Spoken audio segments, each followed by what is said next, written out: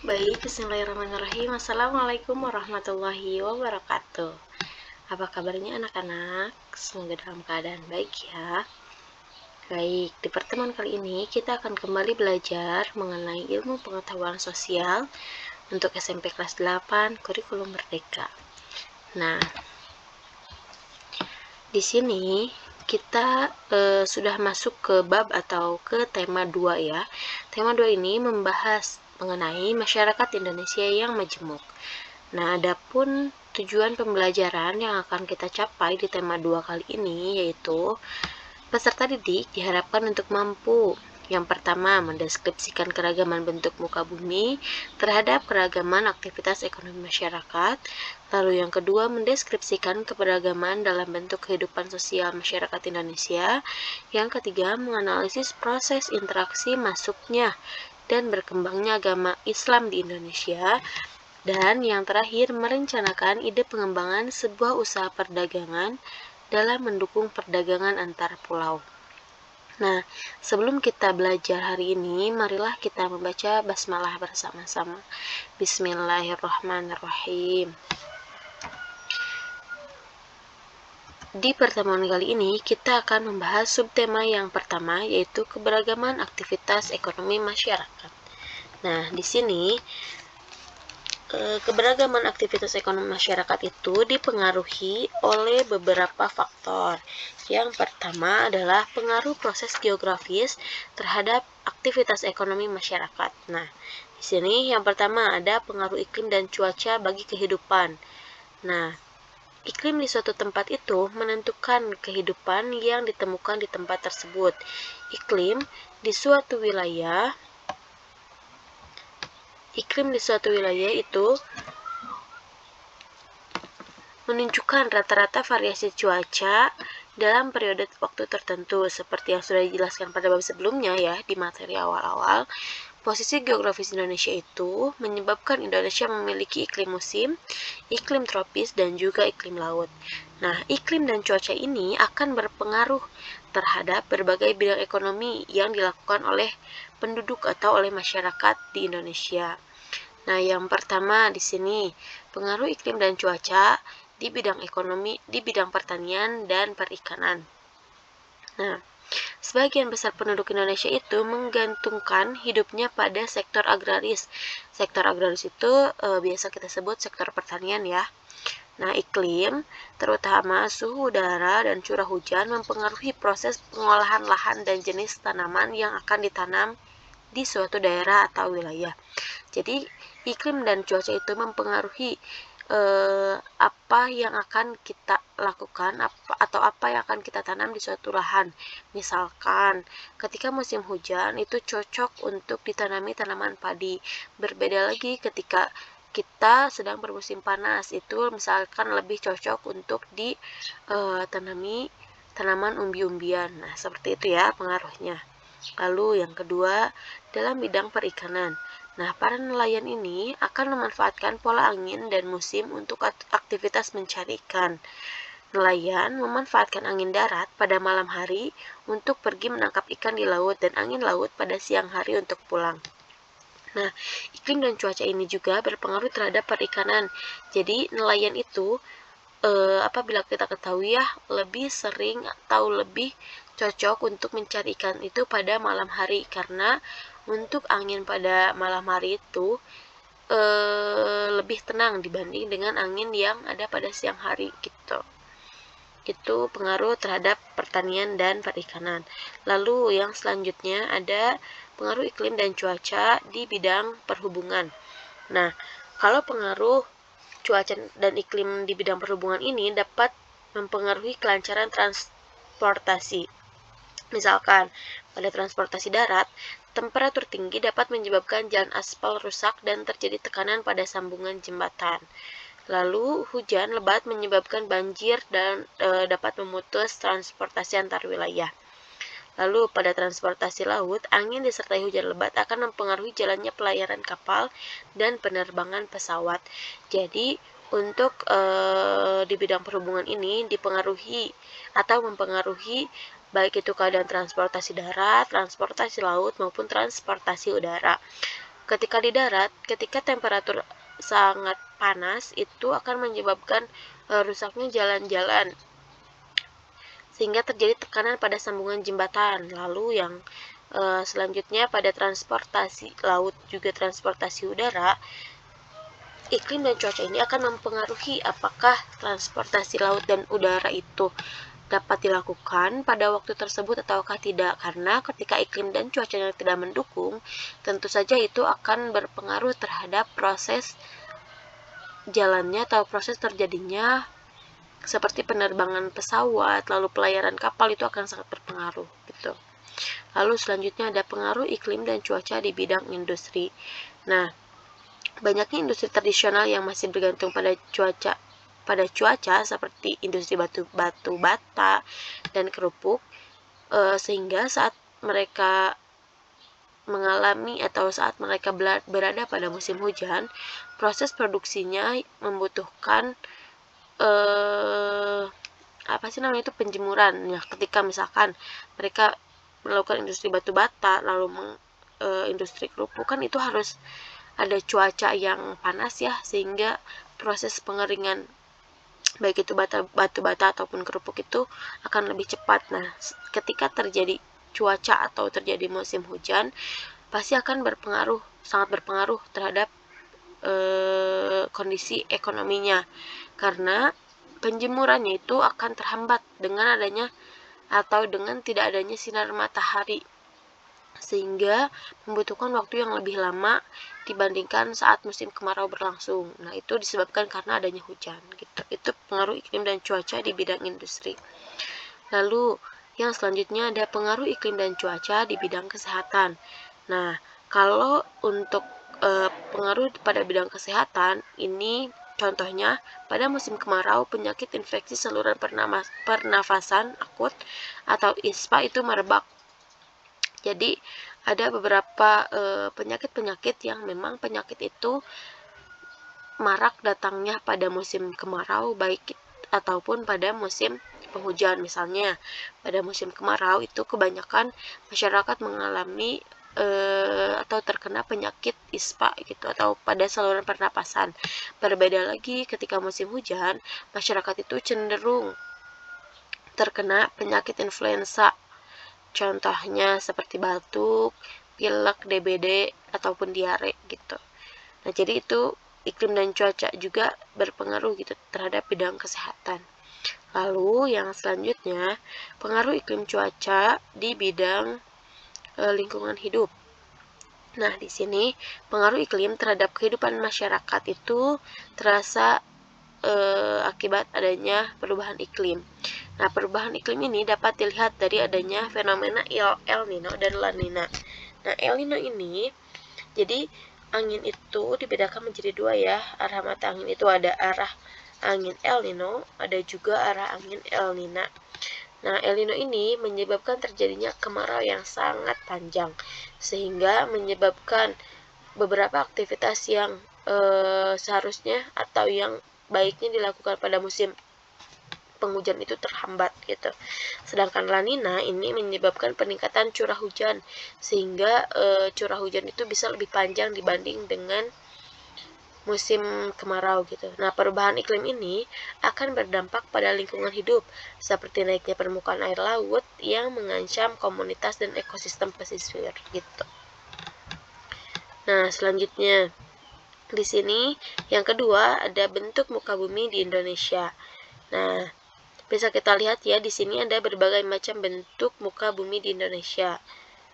Bentuk, ukuran, dan ketinggian permukaan bumi ini tidak sama di seluruh wilayah. Nah, karena adanya bentuk-bentuk itu dipengaruhi oleh adanya tenaga-tenaga yang ada di dalam, baik itu tenaga endogen maupun tenaga eksogen gitu.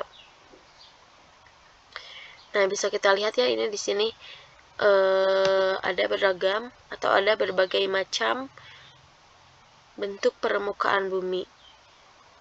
Nah, yang pertama di sini ada dataran rendah. Nah, ini yang ini ya. Nah, dataran rendah ini adalah dataran yang datar dengan kemiringan sangat landai. Jadi kalau dataran rendah ini sangat landai, atau lamun kata Sundanya mah ya, landai itu pendek gitu, dengan ketinggian kurang dari 200 mdpl. Nah, mdpl itu apa? mdpl itu adalah meter di atas permukaan laut. Jadi kalau wilayah dataran rendah ini tidak terlalu tinggi gitu, atau pendek lah, masih ada di dataran yang rendah gitu. Nah, yang selanjutnya selain dataran rendah, ada juga di sini dataran tinggi. Nah, kalau dataran tinggi ini adalah dataran dengan puncak datar yang dipisahkan dari daerah sekitarnya oleh lereng yang curam dan memiliki ketinggian 200 sampai 1000 mdpl. Nah, yang selanjutnya ada gunung. Di sini ada gunung dan pegunungan. Nah, kalau gunung dan pegunungan ini adalah dataran yang menjulang tinggi dengan puncak yang tajam dengan ketinggian lebih dari 1000 meter di atas permukaan laut. Lalu, nah ini ada gunung dan pegunungan ya. Ini bisa dibedakan. Ini gunung, ini pegunungan. Biasanya pegunungan itu cenderung lebih pendek dibanding dengan gunung. Nah, di sini bisa kita lihat pegunungan adalah rangkaian dari beberapa gunung yang memanjang sambung menyambung dengan ketinggian yang berbeda. Nah, jadi bisa kita sederhanakan kalau pegunungan itu adalah kumpulan dari gunung-gunung yang saling menyambung dengan ketinggian yang berbeda-beda. Lalu yang selanjutnya ada bukit. Nah, ini bukit ya. Ini ada bukit. Kalau bukit itu adalah dataran yang berbentuk mirip gunung, tetapi ketinggiannya di bawah 1000 meter di atas permukaan laut dengan puncak tidak terlalu curam. Kalau tadi gunung ini ketinggiannya lebih dari 1000 mdpl dengan keadaan yang sangat curam, beda lagi dengan bukit. Kalau bukit itu kurang dari 1000 mdpl dan keadaan permukaannya tidak terlalu curam. Tuh. Lalu yang selanjutnya ada lembah. Nah, lembah ini lembah ya. Lembah itu adalah daerah lekukan yang lebih rendah dari sekitarnya, berbentuk memanjang dan dialiri oleh sungai. Nah, ini lembah ya. Lalu yang selanjutnya ada ngarai. Kalau ngarai ini lembah yang dalam dan sempit dengan lereng yang curam. Jadi kalau ngarai ini diapit oleh berbagai lereng. Nah, di sini ada lereng-lereng yang curam ya. Di tengah-tengahnya itu ada ngarai. Ngarai ini cenderung lebih sempit dan kedalamannya cukup dalam gitu. Lalu yang selanjutnya ada peneplain, yaitu daerah dataran rendah yang permukaannya miring atau menurun ke arah laut gitu. Nah, ini dataran rendah yang permukaannya miring atau menurun ke arah laut. Nah, ini arah laut ya di sini. Nah, kalau wilayah ini peneplain ini cenderung ini mengarah ke arah laut gitu permukaannya. Lalu yang selanjutnya atau yang terakhir itu adalah pantai. Nah, kalau pantai ini adalah wilayah perbatasan antara daratan dengan perairan. Nah, bisa kita lihat ya di sini ini ada wilayah daratan dan wilayah perairan. Nah, di sini ada pantai di tengah-tengahnya itu. Sehingga pantai itu menjadi pemisah antara daratan dan juga wilayah perairan atau laut. Nah, mungkin kalian juga ada beberapa yang sudah ke pantai ya, bisa melihat keadaan pantai itu seperti apa. Jadi pantai itu memisahkan antara daratan dengan perairan gitu. Nah, ini bentuk muka bumi di Indonesia.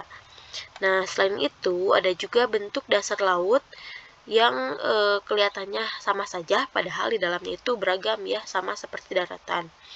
Nah, relief dasar laut ini meliputi bentuk-bentuk sebagai berikut. Yang pertama ada dangkalan. Nah, kalau tadi ini di sini berarti ada wilayah pantai ya sebelumnya.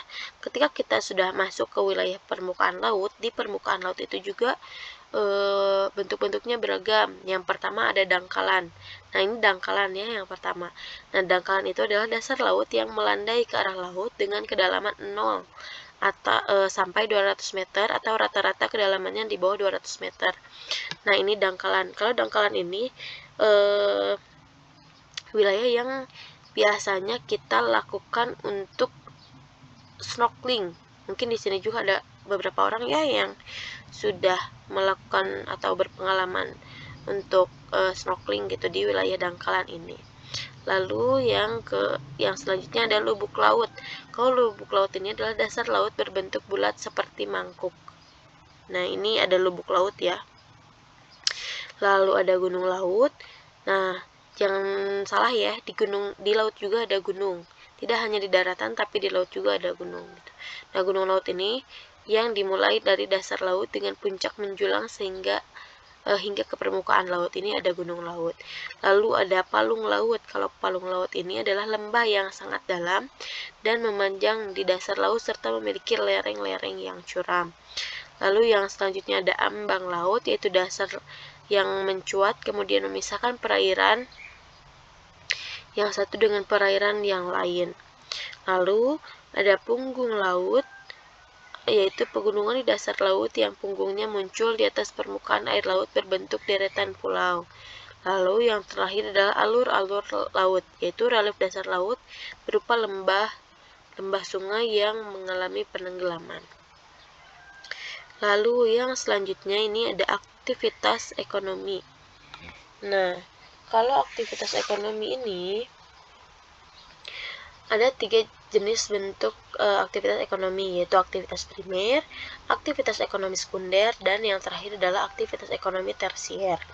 Nah, banyak aktivitas ekonomi yang berakar pada batasan yang ditetapkan oleh lingkungan fisik gitu. Bentuk permukaan bumi juga itu mempengaruhi kegiatan ekonomi masyarakat apa yang akan dilakukan. Misalnya, di wilayah pegunungan dan dataran tinggi melakukan kegiatan ekonomi pertanian dan pariwisata. Sedangkan di wilayah dataran rendah, kegiatan ekonomi itu lebih beragam, seperti pertanian, peternakan, perikanan, perindustrian, pariwisata, dan juga bidang jasa gitu. Nah, jadi keberagaman ekonomi juga dipengaruhi oleh bentuk-bentuk permukaan bumi gitu.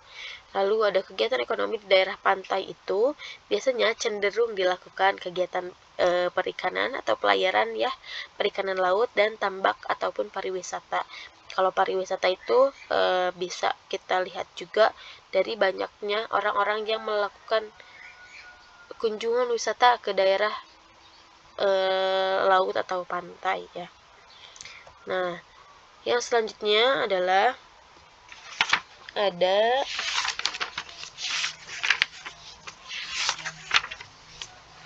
yang kedua, subtema kedua ya. Subtema kedua itu adalah pemanfaatan lingkungan sekitar untuk pemenuhan kebutuhan ekonomi.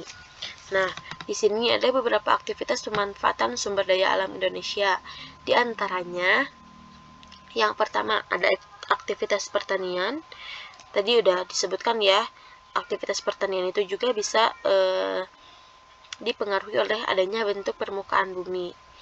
Lalu yang kedua ada aktivitas perkebunan.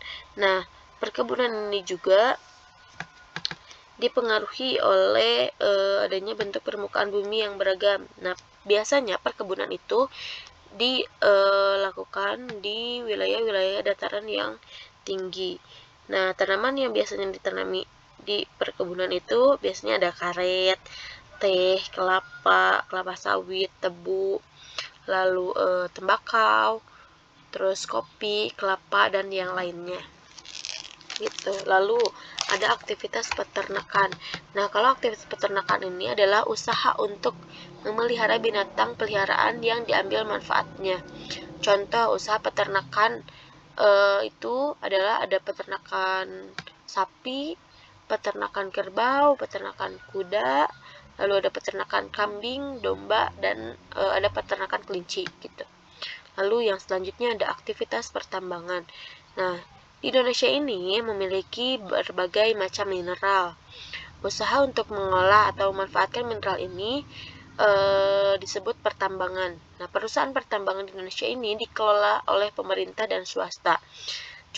Salah satu contoh pertambangan yang ada di Indonesia itu adalah pertambangan minyak bumi.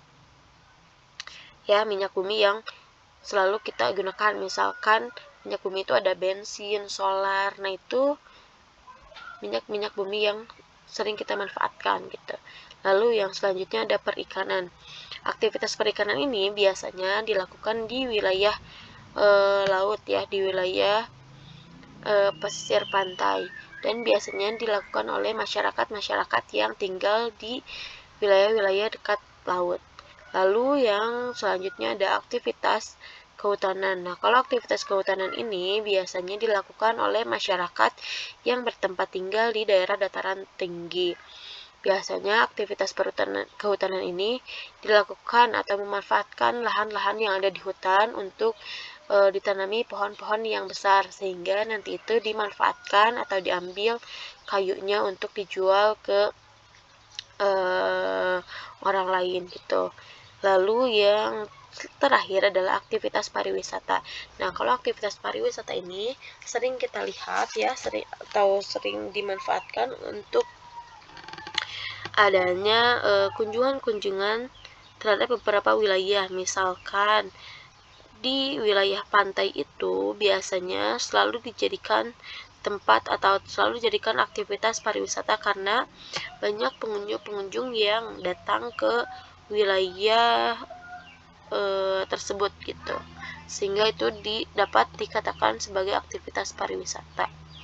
Lalu yang selanjutnya, yang ketiga adalah perdagangan antar pulau atau daerah di Indonesia. Nah, perlu kalian ketahui di Indonesia itu terdapat 5 pulau besar. Nah, di sini ya, ini digambarkan di sini. Yang pertama ini ada Pulau Sumatera, lalu ada Pulau Kalimantan, Pulau Sulawesi, Pulau Papua, dan yang terakhir ada Pulau Jawa. Nah, bisa kalian lihat juga ya, kalau pusat perdagangan itu di Indonesia itu berpusat di wilayah Pulau Jawa, sehingga aktivitas sosial ekonomi masyarakat ini terpusat di Pulau Jawa. Jadi aktivitas ekonomi ini lebih besar di Pulau Jawa dibanding dengan pulau-pulau lainnya, sehingga ada yang dinamakan dengan perdagangan antar pulau atau antar daerah di Indonesia. Nah, perdagangan antar pulau atau antar wilayah ini menggambarkan rangkaian jalur perpindahan suatu barang dari suatu wilayah ke wilayah yang lain. Contohnya, Provinsi Jawa Timur mengirim komoditas pangan ke Kalimantan Tengah.